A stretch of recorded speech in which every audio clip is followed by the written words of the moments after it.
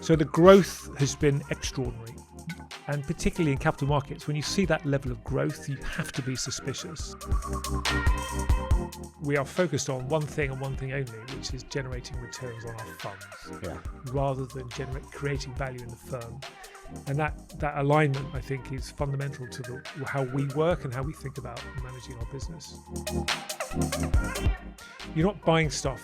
You shouldn't be buying stuff that everybody wants to buy. You should be buying stuff that people are probably selling rather than buying. And so you've got to be brave. You have to have very strong conviction.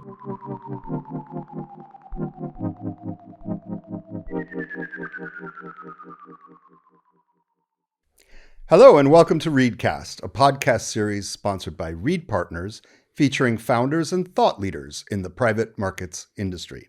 I'm your host, Scott Church, a founder and senior partner at Read, and it's my absolute pleasure to be leading this discussion today with Ian Cash of Alchemy Partners. Ian, welcome and thanks for being here. Thanks very much. Very good to be here. I've had the pleasure of working with Ian and the team at Alchemy across two of their fundraisers and had gotten to know the firm starting in the mid-2000s through Ian's partner, Dominic Slade. Let me give a bit of background first on Ian and then Alchemy. Ian has over 28 years experience in European distressed debt and special situations investing. He joined Alchemy in May 2006 to establish the Special Opportunities business, which has since raised £3.1 billion across 5 funds. Prior to joining Alchemy, Ian co-founded the Global Special Situations Group at Mizuho International in 2002, a proprietary investment group focused on distressed securities. Between 1998 and 2002, he was in a proprietary investing role at Salomon Brothers, investing in distressed debt. Prior to this, he was the principal European distressed analyst in the global loan trading business of Citibank, based in London. Ian has a degree in modern history from the University of Leeds. And a bit on Alchemy. Alchemy invests across the capital structure in mid-market special situations across Europe. With deep experience in complex transactions, its approach includes acquiring debt at meaningful discounts to fair value, leading restructurings, and purchasing distressed assets. At its core, Alchemy seeks fundamentally strong companies in challenged sectors, accesses them at attractive valuations, and creates value through operational improvement. Alchemy Special Situations was founded in 2006, just a couple years before the GFC began to unfold. Take us back to the beginning, Ian. What was the founding vision, and how much of the opportunity that followed was anticipated versus fortuitous? Yeah. So, I think there were a couple of initial premises, I suppose, for establishing the Special Situations Fund at Alchemy. The first one was really about fund structures. Much of distressed debt and special situations investing hitherto, so throughout the 90s and in the early 2000s, had essentially been done on banks' balance sheets or in open-ended fund structures like hedge funds. Sure. And the idea of establishing the first Alchemy Special Opportunities Fund was to do that within a closed-end fund structure, which in our view, in Alchemy's view, matched what is essentially an illiquid asset class with a closed-end fund which could cope with that illiquidity. Right. And so you were really matching your assets and your liabilities. Makes so sense. From a fund structure perspective, it seemed like the perfect place to establish a new business in that area. In terms of strategy, one of the fundamental premises was, having together with the other founding partners of the fund who'd been in the credit markets for the preceding 15 years. What we saw post 2001, what we saw post 2001 was an explosion in risky credit. Yeah. It really was the first time, particularly with CLOs and a growth in the high yield market, of a lot more leveraged credit in the markets. And what we felt was that even without a turn in the economic cycle, we would get a turn in the credit cycle. Mm-hmm. And that would provide the perfect conditions for a special situations fund rooted in credit. Sure. Makes a lot of sense. And you've grown now to over £2.5 billion in AUM over the last 20 years. How has Alchemy evolved in this period, and how much of this was by design versus evolving with an ever-changing macroeconomy and credit markets? Yeah, I mean, we've evolved in so many ways, and of course, you have to evolve. If you stand still, you fail because the Sure. market around you changes, the competitive landscape changes. So you have to keep moving. You have to keep moving with the market, and of course, some of that is reactive. There's an imperative to the changes that you make in your business, and some of them are, you're ahead of the game, and you're looking for opportunities to change and evolve. So. We've evolved in a number of ways. First of all, we've grown. Yeah. The investment team for Fund 1 raised in 2006. We had an investment team of 6. And we had 2 strategies, 2 sub-strategies within our overall core strategy. And over time, what we've changed is we're now an investment team of 20. We have 3 sub-strategies rather than 2. And thirdly, we have become much more control-oriented. And that third point about becoming more control-oriented is a function of the market and the opportunity that we see in the market. Okay. Maybe taking a step back. Special situations is such a broad term. People use it gratuitously. Do you have a specific sweet spot within the ecosystem, or do you adapt the strategy over time to fit the macro? I think the former. I think we kind of know what we do, and we know what we're successful at. We know what works, and we know how to make money. And so we've got a very clear strategy of what we want to do and what we don't want to do. Right. And for us, special situations is essentially rooted in credit.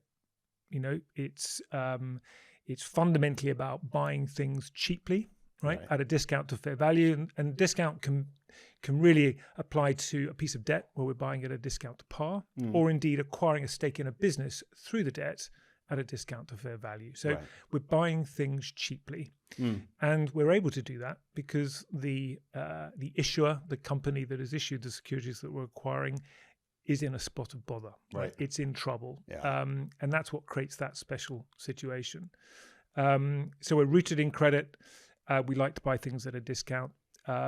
And we don't use leverage. Right. So very often we are the most senior layer of the capital structure, and so we're not requiring or relying on leverage in the deals that we do to generate returns. Interesting.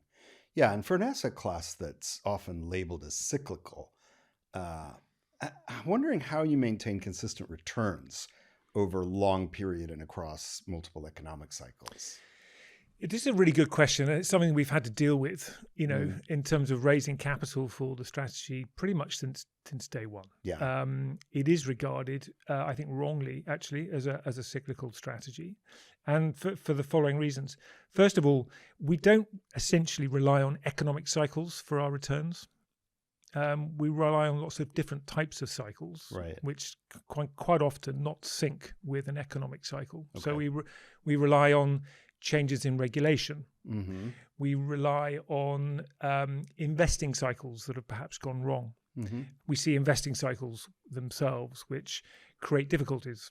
Excess investing in a particular space that's been hot, and the use of leverage within those cycles can often generate opportunities. And of course, technology has been a massive driver of opportunity for us, because technology is highly disruptive and can render what were previously very successful industries obsolete, or at least much less profitable, and that generates opportunity. And we've seen that in many different industries. Yes, you'd often see overfunding in sectors and technology disruption. That's right. All over the and in addition to that, you see market cycles, which don't necessarily coincide with an economic cycle. Right. Obviously, the GFC was both. Right, it was a dramatic market cycle. Yeah. But actually, the economic impact was obviously deep, but it was relatively short-lived. Sure. Whereas, if you think about the economic cycle, which really created distressed debt, was still the longest and deepest recession we've had, and that was the late 80s, early 90s in Europe. Right. Then you had various other events which have created opportunity since. So the strategy itself is, in our view, not cyclical. There are always things to do which are driven by multiple cycles. Yeah, sort of all-terrain. It is all-terrain. Ian, you've been remarkably successful in avoiding losses, especially given the complexity of the situations you're investing in. How do you ensure sufficient downside protection when investing in businesses that are ultimately struggling or in a bit of bother, as you say? Yeah, I mean that's the thing about special sits and distressed debt. The pipeline that you see and that you attract. There's always something going on. Yeah. They've all grown a bit of hair, as it were, and it's our job to sort the good businesses from the bad businesses. And so, we do make mistakes, and of course we seek to learn from those mistakes. But we do have a very low loss rate. And there are a number of reasons for that. And I think the first and most, by far and away, the most important way to avoid loss is to ensure you buy into the right company. So we're very debtor focused rather than cap structure focused as a firm. So we spend most of our time doing the difficult stuff, which is answering the question, is this a good business? Is it at least a decent business? Because we never invest in world-class businesses. In special sits, right? You're always the best you can achieve is good or decent and durable. A company which can sustain its competitive advantage, or at least its competitive position within its market, for the foreseeable future. Does it have a decent return on capital? Does it generate cash? Has it shown historically an ability to make money and be successful? Right. Or in the alternative, are we actually looking at a company which is in an industry which is fundamentally unattractive, doesn't generate decent returns on capital, has a very low EBIT margin, i.e., which is a post-depreciation a measure of profit, and is an indication of the likelihood of that business, is ability to generate cash flow. Sure. And is it in a ruthlessly competitive industry where capacity very, very rarely leaves the industry? Right. So it structurally has structural overcapacity. Is it producing a commoditized product, which is price driven? Is it massively fragmented? All these indicators, if you like, of a bad business, we seek to avoid. Yeah. And if you avoid a bad business, you're on your way to being able to make a decent investment decision. Sure. So focusing on the debtor is fundamentally how we avoid losses. And then we do it in other ways, which is we buy them cheap. So we have a realistic view of value. And we don't buy businesses, rarely buy businesses which are worth more than 10 times. We're typically buying businesses which are worth 8 times would be a decent proxy. And we want to make sure we're buying that at sort of 4, 5, or 6. Right. And we're also buying it without leverage. Yeah. So we're buying that business at a good valuation without leverage. And if you put those three together, you're probably going to have a portfolio which will generate low loss rates. Yeah, makes a lot of sense. Talking about geography, you're obviously focused on Europe. The U.S. special situations market is often considered much deeper, more liquid, more straightforward in a single legal regime. So why Europe? Well, I mean, the first and most honest reason is we're European. The team has spent their entire careers working in the European context. And so we don't feel we have a view or should have a view on investing in the US. We have a view on investing in Europe because that's our backyard. That's fair. Europe obviously is a radically different market from the US, as you say. It's not a single market, it's multiple markets. It's becoming more homogenized, right? But it's nowhere near where the US is still. Yeah. And in fact, some of the legal regimes within Europe, particularly in France and in Southern Europe, are so different from a classic Chapter 11 type regime as to be just in a different world. So all of that means the European market is much less liquid. Mm-hmm. It's much less competitive. There's less capital chasing the opportunities. And so we think Europe is a place where we can generate sustainable returns, probably for many more decades. Sure. And I suppose others have discovered that fact. So my next question's on competitive landscape. Yeah. How has other special situations firms operating in Europe evolved over the 20 years Alchemy's been investing? I think the single biggest, there's 2 points really to make here. First of all, capital is quite cyclical itself. There's another cycle, right? The capital cycle. and obviously distressed debt and special situations investing really began in the US. It probably predates the beginnings of the market here, which was early 90s, by about 10 years. Right. And that's because of the depth of the market, because there's been a rated bond market in the US for over 100 years. You know, when I started out in banking in the early 90s, there was one rated corporate in Europe. Amazing. Just one. And that was a CP rating, a short-term Right. commercial paper rating. So it's a radically different market. And obviously the US and US players have become, well, they are world class at organizing capital. And so where they see an opportunity, they can flood the market with capital. So the competitive landscape in Europe is quite cyclical. You see periods where there's a lot of capital from the US competing in the European space, and other times where actually it withdraws, and it withdraws quite quickly. So in terms of US capital, there's 2 points. It's cyclical. But also I would say over the last 10 years we've seen a gradual withdrawal of capital, and I'll come back to that as to why we think that's the case. In terms of homegrown competition, it's still pretty sporadic. Much smaller players and less durable players, and so in our view, that the competitive landscape is still very attractive for our asset class in the European context. Okay. Are there certain sectors you prefer more than others, and does this change over time, or is it fixed? It's somewhat fixed and somewhat changing. We approach the market, as I said, very much from a debtor's perspective. So we focused on the company and the company's business rather than its capital structure. Obviously, you have to be focused on the capital structure because that's your entry point. You need to know what you're buying.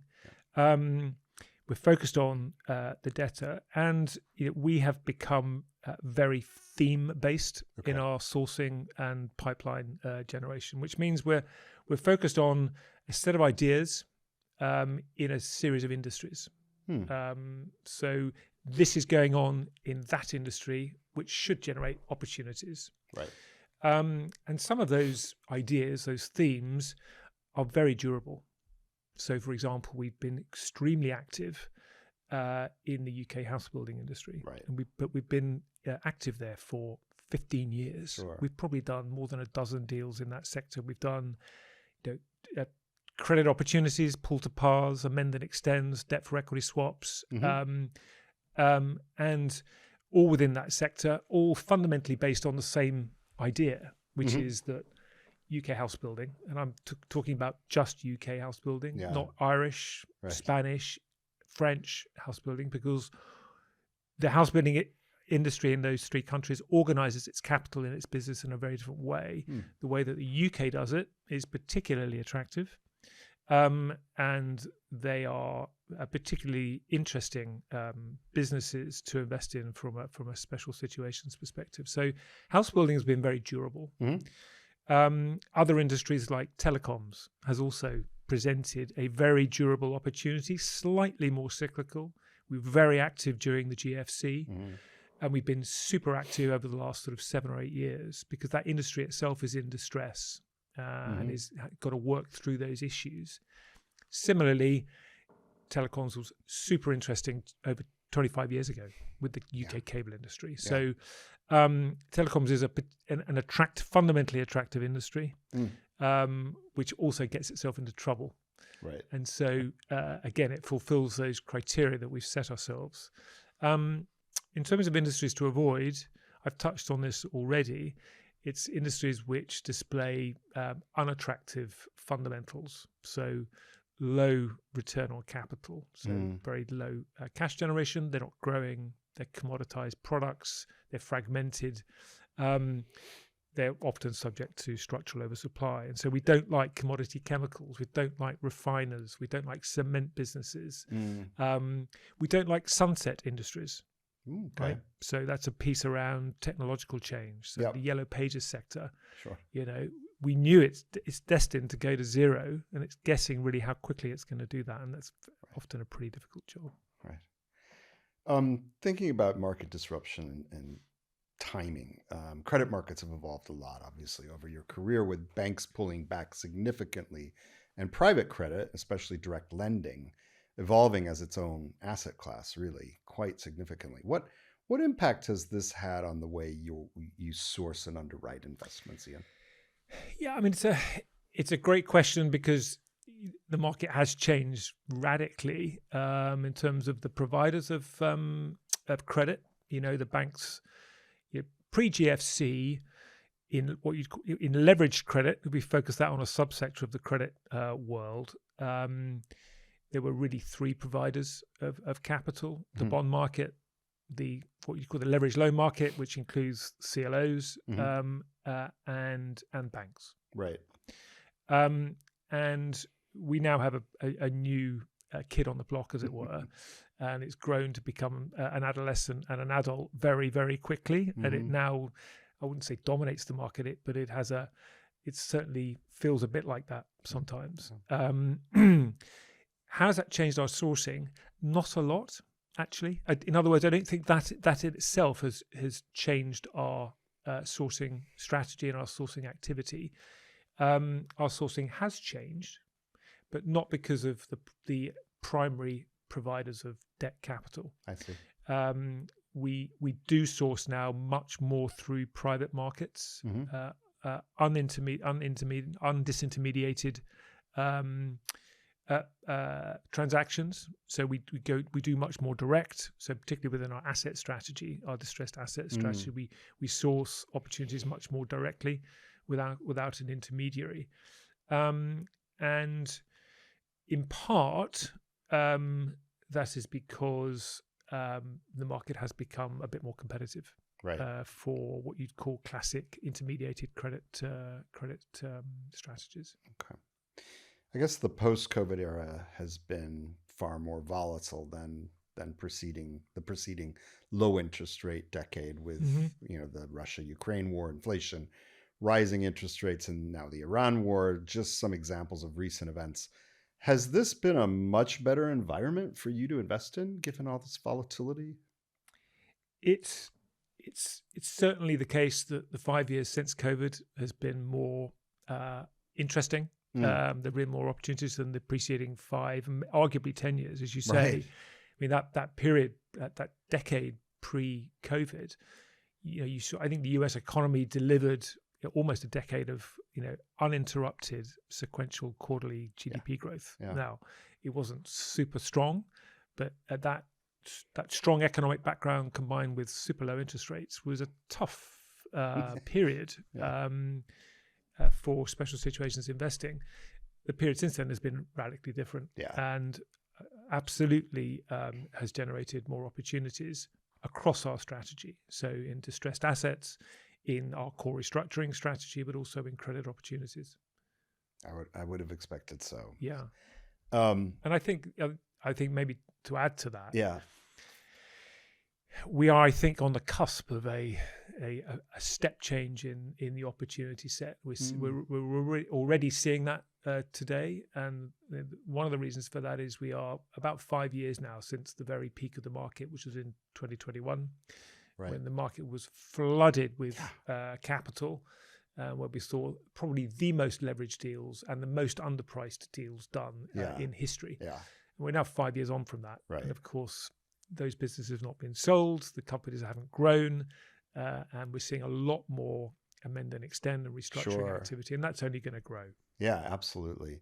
And I guess another element to recent disruption is the private credit itself has come under much scrutiny in recent months following some high-profile defaults, the so-called Saskopolyps, and large redemption requests. What are your views on this and how it will impact your business? Yeah, I think we don't know what the answer is yet, but there are some telltale signs as to where we're headed.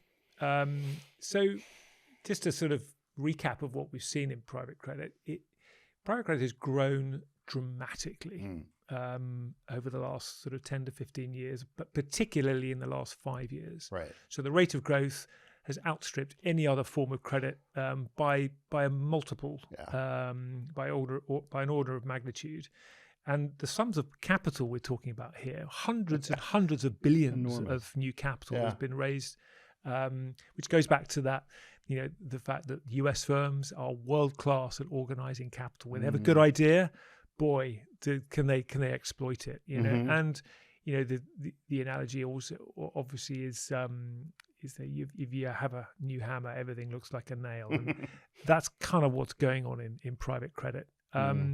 So the growth has been extraordinary. And particularly in capital markets, when you see that level of growth, you have to be suspicious. Right. The extent to which that capital is being deployed in a good way, right, where return is commensurate with the risk that is being taken. And my clear view on it is that the firms which have driven the growth are fundamentally driven by AUM. Yeah. And so it's the firm's value, which is or seeking to grow the firm's value, which is driving the growth in the credit market. And the challenge for market observers and participants is that most of what happens in private credit happens behind closed doors. Right. It's private credit. Yeah, So sure. much of what happens is private. And so you can't get access to it. But there are two routes into the private credit market, which, if you like, windows into the market, which have been very, very public. And those are US BDCs, which obviously have portfolios of private credit, but within a public fund structure. And of course, what we're seeing there is obviously valuation. So the market is opining on the value of those private credit portfolios in a very radical way. And they're saying that in many cases, they're worth maybe 20 or 30 cents in the dollar less than the nominal value. Oh, wow. So they're trading at a big discount to net asset value. So that's the market's view. That's quite interesting. And the other one, of course, are these semi-liquid retail fund structures on which there was, there's a new story on it pretty much every day in terms of these redemption requests, which are well in excess of the 5% gates. And so pretty much all of the major firms have gated their funds, which obviously is a partial strength, right? That they are able to prevent a full run on the funds. But fundamentally, where is this all going, right? I think the investor base for private credit has fallen out of love with it. It's recognized that there's been a bit of a super cycle. There's been a big pullback. And what that means is there's going to be a lot less dry powder, a lot less capital raised in private credit, which in my view is going to pretty meaningfully reprice the credit markets over the next few years. Okay, interesting. And maybe just to carry on specifically regarding default rates, because despite all these challenges, actually they've been pretty modest, right? Do you see a pickup there? Yeah, default rates, there are so many ways of measuring defaults. The measure that we look at is looking at the entirety of the European credit landscape and using a euro-weighted default rate rather than an issuer weighted default rate. And today on an LTM basis, default rates are as high as they've been since the GFC. Interesting. Yeah. Okay. So they're already the evidence. They're already getting there, and we expect that to continue to rise. Now, one word of caution there is that there have been a lot of very large defaults, particularly within the telecom space, which has obviously made that numerator go up relative to the denominator. But there's still capital losing money there, so it's still a very relevant metric. Excellent. Okay, switching gears a bit, Ian. Want to go to career learnings, leadership. We always like to delve into these things with industry leaders. You've worked in distressed debt and special situations since the 90s, investing through the GFC, the European sovereign debt crisis, the COVID shock, and now a sustained period of inflation and geopolitical instability. Which of those cycles taught you the most, and what specifically did it change about how you operate? Gosh, I mean, the every big event in the market teaches you stuff. I think that obviously anybody who's been on the buy side over the last 30 years, I think the GFC is the granddaddy of all Yeah. kind of events, Yeah. and having the dry powder going into that and approaching that the GFC was quite something. And at the time we were obviously investing our first fund, we had a very bearish outlook on the world, and that's what really saved us in a sense. We had fresh capital from November 06. This is full 2 years before Lehman. And so we did very little in 2007 because we just couldn't see any value, and we expected this credit cycle, which I've kind of talked about earlier. But the GFC, taught us a huge amount. It taught us to be both cautious on one side, but also bold. The really interesting thing about special situations, which is different from most other asset classes or strategies, is that fundamentally you're being a contrarian. Sure. You're not buying stuff. You shouldn't be buying stuff that everybody wants to buy. You should be buying stuff that people are probably selling rather than buying. And so you've got to be brave. You have to have very strong conviction over what you're doing. Not just that you want to buy it, but you want to buy it at that price and also at that point in time. Right. And so these big cycles that occur, which disrupt the market, dislocate markets, and reprice the market, you've got to have that in mind as well. And I think one thing that these cycles have taught us is that you can never buy at the bottom. You've got to continue to, if you think you like it at a price, you've got to buy it. Right. And you've got to be bold. Yeah. You got to have the courage to zig when others are zagging. Exactly. And we also love the concept of diversification in time as well. So we like to buy things at different points. So if you want to have a 50 million position in something, you've decided you really like something at a price, don't buy it all right now. Right. If it's in a dislocated market, things may change, the market may change, the situation may change. And so it enables you to buy with different levels of information, maybe at different prices, could be lower, could be higher. But by buying it over time, you diversify your risk as well. Sure. Reminds me of the great Howard Marks. You want to be liquid when others are not. I never managed to do that with my house purchases, but we can always aspire. Yes. And I think that is one of the benefits of having a closed-end fund structure, right? Which is radically different from managing prop capital within a bank. Right. Because just at the very point you want to invest, the capital's withdrawn. Yeah, exactly. Well, my next question was actually, what was it like transitioning from investing on behalf of a bank to a private fund in Alchemy? It was so different. Yeah. I'd grown up, basically spent my entire career before Alchemy on a trading desk, both on being an analyst, a sell-side analyst, but most of it as a buy-side prop trader. So essentially investing the exceptionally highly leveraged capital of a bank. Yeah. I mean, the level of risk associated with that is just you're using leveraged equity essentially to invest in distressed debt. You couldn't make it up actually, and that was very much an annual cycle. You make money in any given year, and by the way, that was not just realized profit; it was mark-to-market profit. You were remunerated based on that mark at the end of the year and paid accordingly.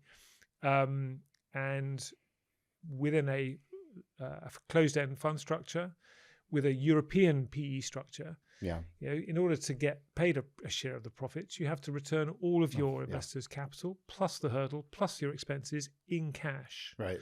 So it's not deal by deal; it's fund by fund, and it means that the profit share is 6, 7, 8, 9 years from the date of the beginning of the fund. Yeah. So alignment is radically different and much better. Yeah. But also the capital itself is locked in and it's patient and it's there when you need it. Right. So that's the real difference, and it's just a much better model. Absolutely. I'm wondering, how have LP allocation preferences to special sits changed in your 20 years at Alchemy? Well, they've increased. The bulk of our capital comes from the US still. Right. It's still around 2/3 of the capital. That's because the market there is much deeper. It's more sophisticated. It's 10, 20 years ahead of most other jurisdictions, particularly for what you'd call quite a developed strategy, a niche strategy like special situations. Right. So it's grown. Yeah. More investors are investing in special situations today. More jurisdictions are investing. There was very little Asian capital in our first few funds. Today, it's a decent, I would say, a very large proportion of the capital. Right. And the other thing that's changed is because we've always been a quite control-orientated fund, a lot of our initial capital for our first couple of funds were actually, we sat within private equity buckets. Sure. Yeah. And we were the sort of the hedge, if you like. The hedge. Against a cycle, whereas today most investors have pretty sophisticated credit strategies. Sure. So that's been the main change. Yeah, understood. I guess turning to culture and firm building, as you've built the firm out over the last 2 decades, really, how has the culture developed, and how important do you consider culture to be for an investment firm? Or what are some of the lessons in leadership that you've learned? Yeah, like I ultimately, Alchemy is still a small firm. You know, we have 35 all told. We have an investment team of around 20. So it's a relatively small, contained, close-knit team. Yeah. And I'm not just talking about the investment team, I'm talking about the whole team. Yeah. And that is one of the most important things about Alchemy. We're a very close-knit team. We work together.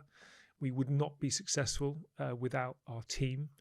Firms are not about individuals; they're about teams, and we don't like it when people use the word "I." But it's always a "we." There's no "I" in team. Although Michael Jordan did say there is in "win." So we rely on our team. We have I think a very good team culture. We are competitive, but we're collegiate. And we're very close knit, and that's not changed, right? So even when we started, and we had a team of less than 10, we were very close knit. Everybody knew what everybody else was doing. Everybody knows what the entirety of the pipeline is. Right. They know what we're investing in. They know what we're selling. They know what our views are on the market, and so we're very cohesive in that. And I think that is one of the best ways of reducing churn, creating a stable team, and ensuring that fundamentally we're a meritocracy. You know, people can develop both in terms of promotions, but also remuneration based on their performance. And I think giving people a clear pathway to promotion and remuneration is very important. Yeah. No, definitely. I can see that in my interactions and dealings with your team. And it's you're at a size, as you say, where you can retain those qualities. Sorry, did you want to add something? No, I was just going to add that, many of the firms, much of the capital in the market today is run by firms who aspire to grow the value of the firm. That's right. Right. And so you essentially get a disconnect between the interests of the firm and the performance of the funds, if that makes sense. Absolutely. And when you have a partner-owned firm, we don't see any value in the partnership itself. Yeah. And we are focused on one thing and one thing only, which is generating returns on our funds. Yeah. Rather than creating value in the firm. And that alignment, I think, is fundamental to how we work and how we think about managing our business. It's super important. The partner group at Alchemy has an average shared tenure of, I think, 13 years. That's rare in any corner of private markets, let alone one as dynamic as special sits. What's kept the team together? You referred to your cohesiveness. And what does that stability actually mean for how the firm operates? Fundamentally, teams and frankly any relationship, but particularly in business, relies on trust. If you can't trust your partners, you can't trust your colleagues. And I'm talking there not just about being open and being transparent and all those good things. So more of a personal trust. It's also about trusting people to do a good job. Right. Trust in their work, trust in the quality of their work, the integrity of their work. And our firm is, I think, built on trust. and the stability of our partnership and our team is built on trust. Sure. So we have a very open culture, and that means open about good news as well as bad news. Yeah. Being open about stuff that you're struggling with, right? Not everything is easy. Not everybody can fix problems on their own. You have to share it and use your team to ensure that we're getting to the right answer. So trust is fundamental. Yeah. And we have been very fortunate that we've been able to find a way to hire people that we do trust, and we have good people in our firm, and good people stay, and ultimately that trust builds over time. Yeah, and that's at the center of our firm, really. No, that's a very special quality of any high performing firm, I think. And we often say, let's make sure that bad news travels as fast as good news. Absolutely. Last question for you, Ian. What does progress look like for Alchemy over the next 5 years, say? And what will you be measuring yourself against? People often say growth, right? You want to grow. We run a strategy which is a niche strategy. It will always be a niche strategy. It won't be mainstream, which means it's not that scalable. Right. So we're not going to go from raising circa €1 billion funds, $1 billion funds, to raising 5 to 10 billion funds. So I think we do have ambitions to grow, but we want to continue to grow modestly and incrementally. We think we have a very good set of strategies, and so I don't see us necessarily adding lots of new sub-strategies or platforms per se. Okay. Success in 5 years for Alchemy is continue to generate very strong risk-adjusted returns for our investors, right? Remain relevant for our investor base, grow our investor base, but I'll fundamentally stick to our knitting, to recognize what we do well, continue to do it, execute well, and for me that would be for success. And I think our investors would regard it as being success as well, which is perhaps the most important thing. Excellent. Well, Ian, remains for me to just thank you for the time and insights that you've shared with us today. It's been a real pleasure to speak with you. Not at all. It's a pleasure. Thank you very much. Thank you. Readcast. Disclaimer. The information discussed in this podcast is for general information purposes only and does not constitute financial advice, investment recommendation, invitation or inducement to engage in investment activity, or an offer to buy or sell any financial product. The views expressed are those of the speakers as at the time of the recording and do not necessarily reflect those of Reed Partners or the firm employing the guest speaker or any of their respective affiliates. The information discussed, including any forward-looking statements, should not be relied upon for any purpose, and listeners should seek independent professional advice before making any investment decisions. References to specific companies or products are for illustrative purposes only and do not constitute an endorsement or recommendation. None of the content should be copied, distributed, or reproduced. Past performance, where indicated, is not a guarantee or reliable indicator of future results. Any references to past performance, track records, or investment returns are for illustrative purposes only. Actual results may differ materially from any projections, estimates, or implied performance discussed. Reed Partners is engaged by its clients to market their funds, and the firm employing the guest and/or its affiliates is or has been a client of Reed. In the US, Reed Partners operates through its wholly owned subsidiary, Reed Partners Americas, LLC, which is a registered broker-dealer with the Securities and Exchange Commission and a member of the Financial Industry Regulatory Authority. Reed is not a current advisory client or fund investor of its client funds, although its partners and employees themselves invest in client funds via a pooled vehicle established for such purpose, which may have negotiated beneficial economic terms in connection therewith, e.g. reduced or no management fees and/or carried interest. For providing its services, Reed is entitled to cash compensation paid by the client rather than the client fund. Reed has a significant economic incentive to solicit investors to commit capital to their clients' funds, resulting in a material conflict of interest on its part. No compensation has been received by Reed Partners in connection with the guest's participation in this recording, and the views discussed herein do not constitute an endorsement or testimonial of guest, its employer, or its private funds. The information contained in the podcast is believed to be accurate as of the date of publication and will not be updated or supplemented to reflect subsequent events.